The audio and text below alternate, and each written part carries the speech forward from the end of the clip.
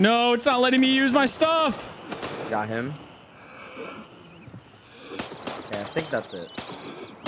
Yeah, he was eating. No. Sorry. Yo, don't do that. Don't let your friends die. I'm going to show you guys everything there is to know about Grayzone Warfare's healing system, and it's starting right now. Let's talk about it. Welcome back to another Grayzone Warfare video, and we're going to firstly talk about what is considered HP. So when you're looking at your health panel, you're going to see blood, hydration, energy, weight, intoxication, and radiation. Right now, all we have to worry about is blood, hydration, and energy. That is essentially our HP together. So how it works is, as your blood begins to go down, you start to get confused with coughing, fatigued, dizzy, blurry screen, blood on the edges, and redness, and it gets really, really crazy. After you get your blood to a certain point, or it drops to a certain point, you will pass out and go into a coma. If you don't have anybody with you to get you out of a coma state, then you die. So blood is very, very important. Now, blood in this game, unlike Tarkov and some other games, it regens by itself, but it regens very slow, which is why we have blood bags, which we'll talk about in a little bit. Now, it regenerates very slow, but it's also based on your hydration and energy. If your hydration and energy are high, then your blood will regenerate faster. If your hydration and energy are depleted, then it will regenerate slower. So that is how the three work together. So the next thing we're going to talk about is how to identify what's wrong when you're looking at your health panel. This is important because in the beginning, everything looks crazy, especially if you don't come from a game like Tarkov with a complex health system. This can be very, very overwhelming, but we're going to make it very simple. First thing we'll talk about identifying is wounds. You're going to see this a lot. These are the little red markers you see. They're going to be all over the place depending on where you get shot, and these are resulting from a projectile or melee weapon that hits you and bypasses protective gear. Categorized as light, medium, and severe based on bleeding severity. Light wounds will heal over time. You don't really have to worry about them, while others require treatment. So when it comes to the medium and severe, you will use bandages to heal those. Light will heal by itself. When you actually apply the bandage, you'll get what's called a treated wound. Treated wounds are like this picture here. The marker will now turn green that was once red. And that is going to basically show you that you have treated that specific wound. And you will only get temporary discomfort before officially healing and deleting itself from your health panel. And you could use pain meds, the different painkillers that are there, for 300 seconds or 600 seconds to help mitigate some of the symptoms that you're feeling before you fully heal. The next one we're going to talk about is bruises. As you can see here, bruises and wounds will probably be the most common markers you see, as this has red and purple. The purple markers are going to be the bruises, and that is going to occur when any projectile are stopped by protective gear, causing pain but not penetrating and killing you, and those will just heal naturally after a while. You can pop a painkiller to help mitigate some of the symptoms of bruises, but don't worry too much about them because they're just going to go away. Next, let's talk about damaged organs or destroyed organs. Now, in this game, there are 4 organs that will change color on the health panel if they need to be repaired. And you'll know because your guy will be confused, they'll be coughing, they'll be fatigued. You'll see a little arm symbol for arm stam and different things. A lot of stuff bad happens when your organs are damaged in this game, and that is going to be the brain, heart, lungs, and liver. Destruction of vital organs like the heart or brain will result in immediate death, but you could get like a little ding on one of those and use surgery to repair it. And yes, if you come from Tarkov, you can never serve your head, but in this, because it's specifically going after your brain, you can serve your brain. Your head, I guess you would say. And it was so weird when it first happened because I'm like, I have no idea what to do. It's my head. I obviously can't serve it. And then I grab the serve kit and I start moving it over the health panel of my head and it works. And I was like, wait, what? You could serve your brain. So you could do brain surgery on yourself. The next one we're going to talk about is damaged bones. Arm and leg bones can be damaged by impacts, by falling, if you don't die from the fall like I have. And that is going to be the same as basically organ damage. They're going to be yellow. You're going to see where the bones are. It's actually kind of funny because you'll see in the animation that when you have a broken leg bone, you'll put the splint on your arm, but it will heal your leg. So I don't know if they're going to fix that in the future, but I just thought it was kind of funny. But yeah, you're going to use a splint and you're going to go ahead and heal your bones. The last one we're going to talk about how to identify, which is the most important in this game, is blood loss.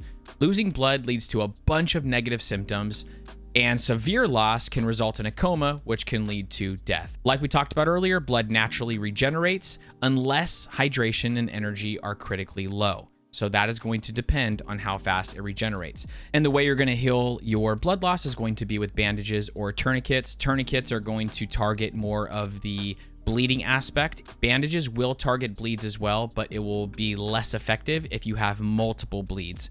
And we're going to talk about that in more depth in the next section. Now let's talk about friends healing you. This is something that's pretty cool in the game.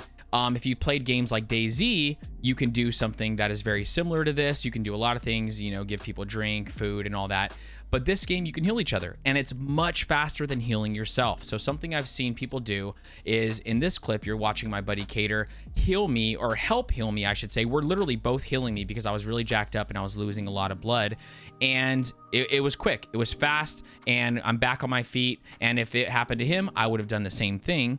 Also, what I've seen people do is one person will hold an angle if they're in a really crazy area, and the other person will heal the friend, and then vice versa. And then they swap, and because it's just that much faster. Some of the healing animations in this game are extremely slow, so this is a nice way to help get that time lower and back in the action quicker. The next thing we're going to talk about is canceling the animation for your heals. We already talked about how long they take, and sometimes you get stuck where you start to heal because you think it's safe, and then a scav comes right around the corner and just starts beaming you, and you can't get away because you're stuck in your 52-second bandage animation and you die.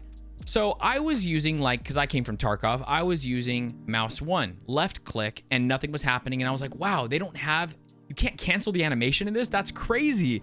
This is causing so much chaos, but it's because it's right click. So all you have to do is press right click, and as you can see right here, that it's quickly, very quickly stopping whatever you're starting. And yeah, so hopefully that's useful for you. So the next thing we're going to talk about is reviving teammates. This, if you've seen what happened to me in the very beginning of the video, yeah, I wasn't able to revive somebody. And then when I was playing with one of my other buddies on the early test, I wasn't able to revive him multiple times. And that's because I didn't really know how it worked, other than trying to, you basically examine them first, and then it gives you a list that you can scroll down and choose what you want to do first.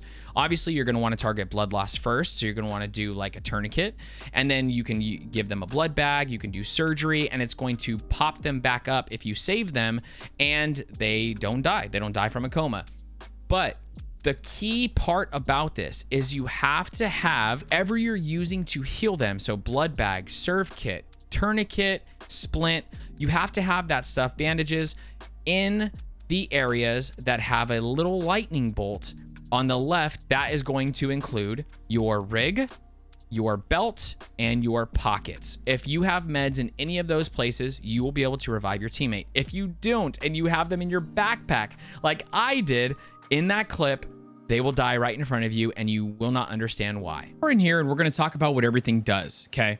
So the very first one is going to be painkillers. This is pretty self-explanatory.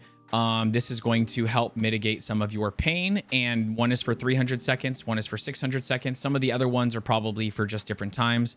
And this is going to help you with when you have like 10 symptoms and you just need a little bit of relief for whatever you're in the situation of doing, whether you're trying to get back to cover and heal fully, or whether you're just trying to make it back because you're out of heals and you don't want to deal with all the things happening on your screen. Then we have the tourniquets. Now, the tourniquets are my go-to for healing bleeds. I actually think we have to change how we think if you came from Tarkov, okay? These tourniquets, number one, they're all the same. They have different animations, but they all are 8-second animations. So even though they look different, they're all 8 seconds. We have a 1-use, a 3-use, and a 5-use. Now, in Tarkov, if that's where you came from, heavy bleeds, you always have to use a tourniquet. Light bleeds, you can use a bandage, but bandages can't heal heavy bleeds, and tourniquets can't heal light bleeds, okay? Not in this game. Tourniquets, they can take care of your heavy bleeds, your 2 and your 3 drops, but they can also just heal a bleed in general. Now, that is all they do, though. All they do is heal bleeds, and they don't treat wounds. So in that case, you'll definitely have to use a bandage. But these tourniquets are really, really good, and I think we need to change our mindset and use tourniquets, and I'll tell you the main reason. 8 seconds is the animation. Bandages and civilian gauze are 14 seconds. That's almost double the amount of time for using a bandage versus using a tourniquet. So tourniquets are definitely the way to go for bleeds. Now we're going to talk about splints. These are going to be exactly the same. One is just 3 uses and one is just 5 uses. Splints have an 8.5 second animation, and this is going to be for any of your bones, your arms and your legs. It's going to be 1 splint per bone. After that, we're going to talk about gauze and bandages. Okay, this is exactly the same thing. They actually have the exact same time, 14 seconds for the animation. One has 3, one has 4, and this is going to help with single bleeds, or it's going to help with your wounds. So specifically when you have those medium or severe ones, you're going to be able to use these as well as for single bleeds. But like, remember what I said, don't use them for bleeds, use tourniquets. I promise, trust. Then we have the blood bags. We have a large blood bag and a small blood bag. So on the surface, you would think that this one is going to do a lot better for you. They both give you half a liter of blood, exactly the same. One is a 1 slot item and one is a 2 slot item. So it really just comes down to one's 2 uses, one's 1 use, but they're essentially the exact same thing. They also have the exact same animation, 12 seconds, and one of these will give you half a liter of blood. I recommend keeping these on you.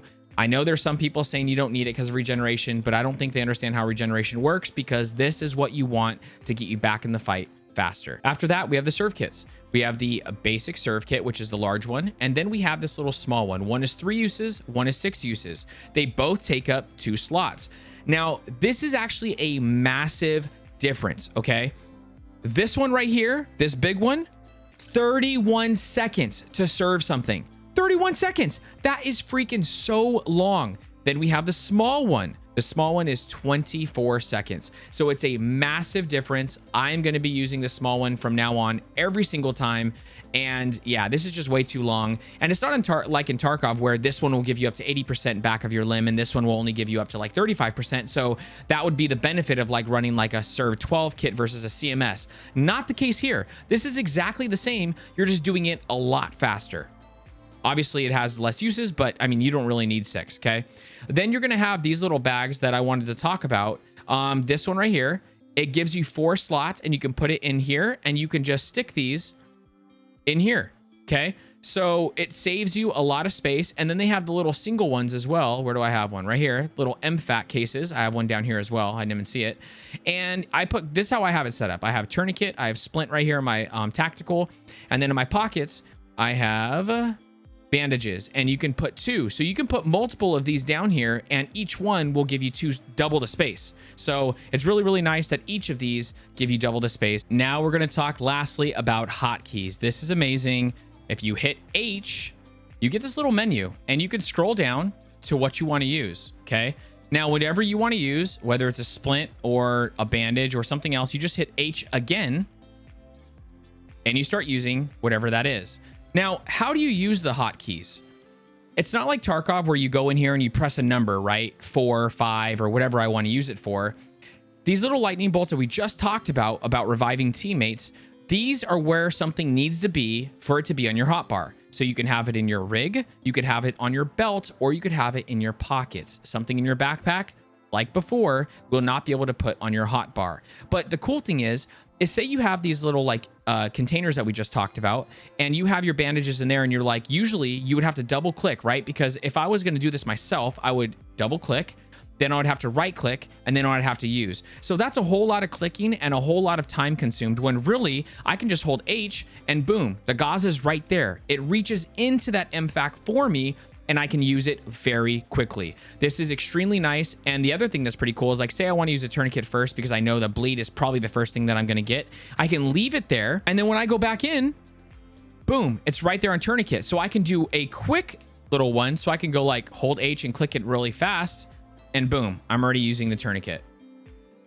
Once you actually learn how to use the hotbar, it is so nice, and it's going to be way quicker than going onto your person and trying to right click, double click, use that way. That's going to wrap up the video, guys. Thank you guys so much for watching the video. I hope you learned a lot. I hope you were able to get something out of today's video on how to heal in Grayzone Warfare. And if you learned something new, let me know down in the comments, because it helps me with future videos and future ideas of how deep I want to go on some of these topics.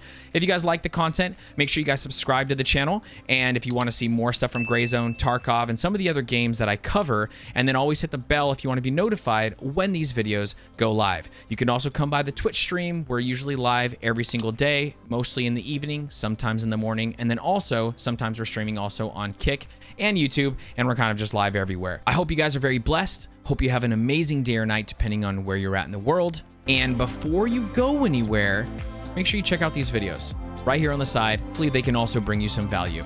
I'll catch you guys on the next one. Take care.